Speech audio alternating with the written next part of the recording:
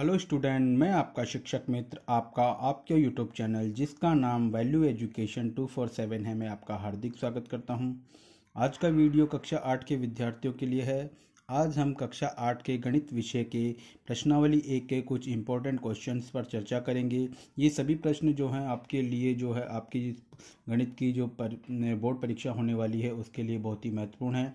साथ ही ये पूरी प्रश्नावली का एक तरीके से सारांश है।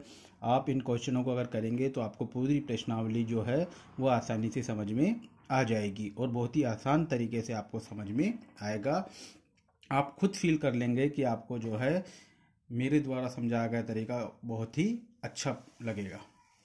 तो जैसे कि यहाँ देखते हैं, हम सबसे पहले हमारा प्रश्न पहला है, हल कीजिए। आपके इस तरीके का एक क्वेश्चन होता है सॉल्व करने का। जैसे मैंने यहाँ पर पहला क्वेश्चन लिया है -2/3 गुणा 3/5, फिर प्लस है 5/2 -3/6 गुणा 1/6। अगर आपकी किसी भी तरीके से अगर आपको सॉल्व करवाया गया होगा तो इसे बहुत ही लॉन्ग मेथड में समझाया गया होगा, लगभग आधा पेज आपको भरा दिया गया होगा और आपको कुछ भी समझ में नहीं आया होगा। ये मैं पूर्ण विश्वास के साथ कह सकता हूँ। क्योंकि उस तरीके से मेथड काफ़ी लंबा हो जाता है। तो हमने इसे बहुत ही आसान तरीके से समझाने का प्रयास किया है और बहुत ही छोटे तरीके से समझाने का प्रयास किया है। तो सबसे पहले हम क्या करते हैं कि जिन प्रश्नों के जिन संख्याओं के बीच में गुणा का चिन्ह है वो देख लेते हैं। देखिए यहाँ पर 2/3 गुणा 3/5 है, इन दोनों के बीच में है। यहाँ लाइन बना दी हमने एक छोटी सी। इसी प्रकार से गुणा का चिन्ह एक इन दोनों के बीच में है, 3/5 गुणा 1/6। ये लाइन मैंने इसलिए बनाई है क्योंकि सबसे पहले काम जो है हम यहाँ गुणा क्रिया से करेंगे, अर्थात इन दोनों को गुणा करेंगे। तो देखिए 2 को 3 से गुणा करेंगे तो आ जाएगा 6 और 3 को 5 से गुणा करेंगे तो आ जाएगा हमारे 15 और ये माइनस का चिन्ह यहाँ ऐसे कैसे आ जाएगा। इसी प्रकार से इधर भी हम जो है पहले गुणा की क्रिया कर लेंगे। 3 को 1 से गुणा करेंगे तो 3 आ जाएगा और 5 को 6 से गुणा करेंगे तो यहाँ पर 30 आ जाएगा। बीच की जो क्रिया है, बीच की जो संख्या है उसको ऐसे कैसे हम उतार देंगे क्योंकि इसमें किसी प्रकार की कोई गुणन क्रिया नहीं है। तो +5/2 ऐसे कैसे लिख देंगे। अब यहाँ पर हमारे पास में तीन संख्याएं हो गई, -6/15 +5/2 -3/30। यहाँ पर संख्याएं बटे में हैं और आप जानते हो कि बटे की जो संख्याएं होती हैं उनका बाकी हो या जोड़ हो, उसको करने के लिए हमें लघुत्तम लेना पड़ता है। तो हमें 15, 2 और 30, जब इन तीनों संख्याओं का हमने लघुत्तम लिया तो हमारे पास में लघुत्तम आ गया 30। तो ये किसी बच्चे को अगर लघुत्तम लेना नहीं आता है तो सबसे आसान तरीका ये है कि यहाँ पर लघुत्तम वो संख्या हो जाती है जो इन तीनों के पहाड़े में आती हो, सबसे छोटी संख्या। तो देखिए 30 जो है वो 15 के पहाड़े में भी आती है, 2 के पहाड़े में भी आती है और 30 के पहाड़े में तो आएगी। इसका मतलब हम लघुत्तम यहाँ 30 ले लेते हैं। अगर यहाँ 60 भी लिख दिया जाए तो कोई गलत नहीं होगा, लेकिन लघुत्तम जो होती है वो छोटी से छोटी संख्या होती है। अब इसके बाद में इस क्रिया को करना आप जानते हैं। 15 का पहले भाग लगाएंगे 30 में तो आएगा हमारे पास में 2 और 2 को 6 से गुणा करेंगे तो हमारे पास में आएगा 12। तो यहाँ पर आ जाएगा -12। ये क्रियाएं आपको करवा रखी होंगी। इन क्रियाओं में हम ज़्यादा टाइम नहीं लगाएंगे, ज़्यादा समझाने का प्रयास नहीं करेंगे क्योंकि पूरे साल में आपने ये क्रियाएं आसानी से कर ली होंगी। इसी प्रकार से 2 का भाग लगाएंगे 30 में तो 2 के पहाड़े में 30 आता है 15 बार में और 15 को 5 से गुणा करेंगे तो हमारे पास में आ जाएगा 75 और यहाँ प्लस है तो यहाँ पर हम लगा देंगे प्लस। इसी प्रकार से 30 का भाग लगाएंगे 30 में तो आएगा हमारे पास में 1 और 1 को 3 से गुणा करेंगे तो आ जाएगा 3 और ये माइनस का चिन्ह यहाँ आ गया। अब यहाँ पर हमारे पास में तीन संख्या हो गई, -12 +75 और -3। तो प्लस की संख्या केवल एक है तो यहाँ हमने लिख दिया प्लस की संख्या, तो +75 हो गया। और माइनस की संख्याएं दो हैं, -12 और -3, इन दोनों को मिला दिया तो हो गए हमारे पास में माइनस के हो गए मिलाकर के 15।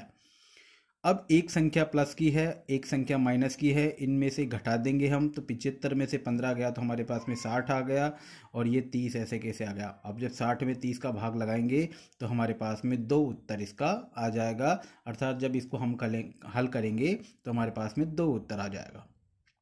तो आशा करता हूँ कि ये प्रश्न आपको आसानी से समझ में आ गया होगा, कोई ज़्यादा बड़ी कैलकुलेशन इसमें नहीं है। अगला प्रश्न है, योज्य प्रतिलोम लिखिए।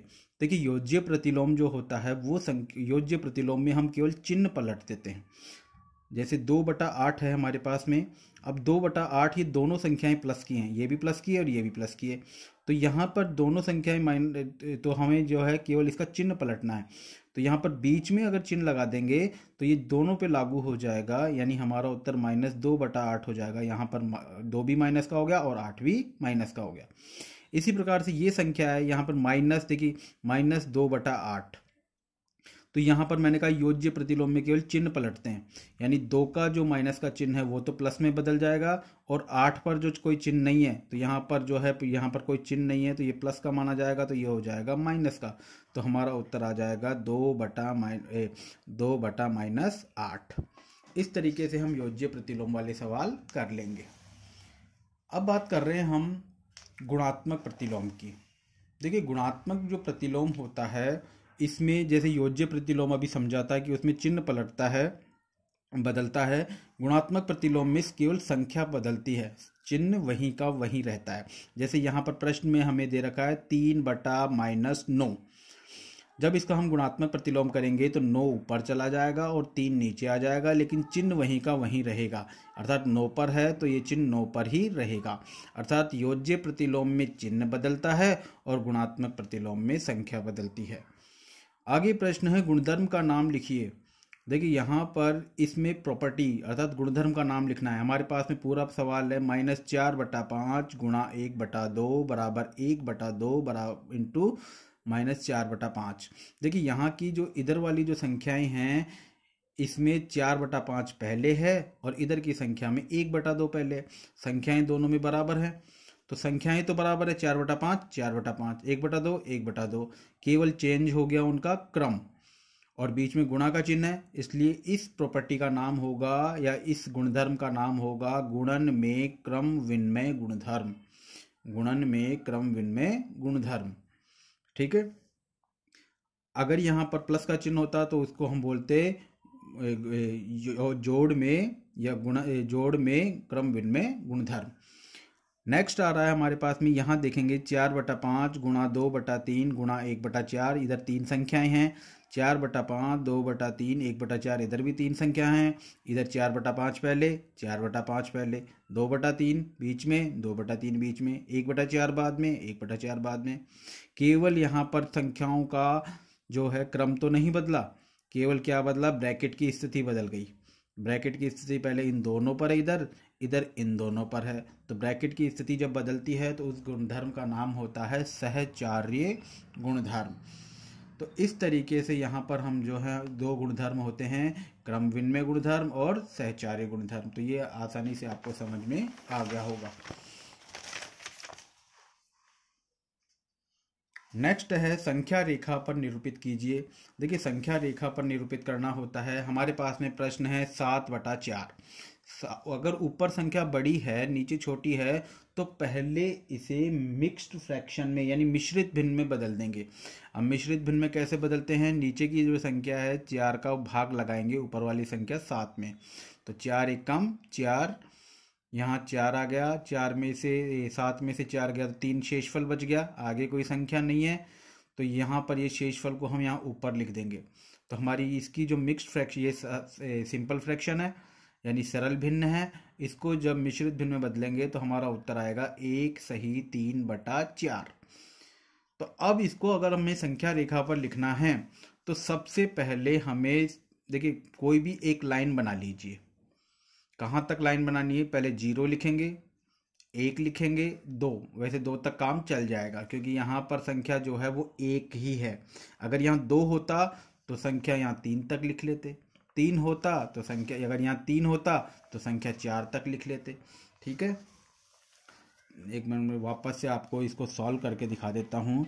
जैसे मान लीजिए ये हमने एक रेखा बना दी, ठीक है।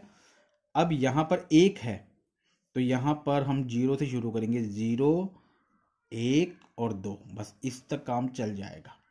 अगर यहाँ 2 होता तो हमें यहाँ पर 3 और लिखना पड़ता, अगर यहाँ 3 होता तो यहाँ पर हमें इसको 4 नंबर तक लिखना पड़ता। यानी कहने की बात यह है कि जितने अंक हों उससे ज़्यादा लाइन हमें यहाँ बनानी पड़ती है। अब सबसे पहले इस नीचे वाले अंक को देखो, यहाँ कितना है 4, तो इन सबको हमें 4 बराबर भागों में डिवाइड करना है। जैसे 1, 2, 3 और चौथा ये खुद हो गया बड़ा, ठीक है। फिर इसको भी 4 में 1, 2, 3 और ये चौथा ये खुद हो गया हुआ। ये बराबर भागों में डिवाइड होंगे, 1, 2, 3 और ये 4, ठीक है। अब यहाँ पर जो तो सबसे पहले यहाँ 1 लिखा हुआ है, यहाँ क्या लिखा हुआ है 1, मतलब इस निशान जो लगेगा वो 1 के बाद लगेगा। तो यहाँ 1 है, 0 के बाद 1 आएगा।